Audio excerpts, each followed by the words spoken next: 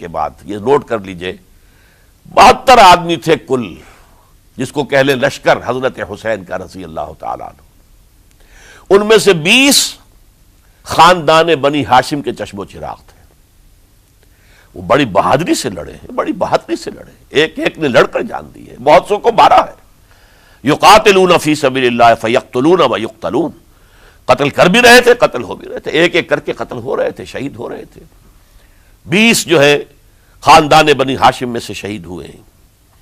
حضرت حسین رضی اللہ تعالیٰ عنہ کا ایک بہت ہی انفنٹ چھوٹا بچہ وہ بھی شہید ہوا ہے۔ باقی سب مرد، تمام مرد، سوائے ایک حضرت حسین کے بیٹے حضرت علی بن حسین زین العابدین کہلائے بعد میں، وہ بیمار تھے، وہ جنگ میں حصہ نہیں لے سکتے تھے، وہ بچ گئے صرف۔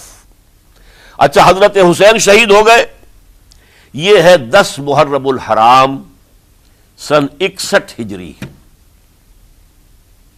کیا مطلب ہے؟ حضور کے انتقال کے ٹھیک 50 برس بعد، سن 11 ہجری میں حضور کا انتقال، اور سن 61 ہجری میں حضور کے نواسے، اور جن کے بارے میں حضور نے فرمایا سیدہ شباب اہل الجنہ، حضرت حسین شہید کر دیے گئے۔ اور اس کے بعد اس لشکر نے خیموں کو آگ لگا دی۔ یہاں نکتہ سمجھ لیجیے، آگ کیوں لگائی؟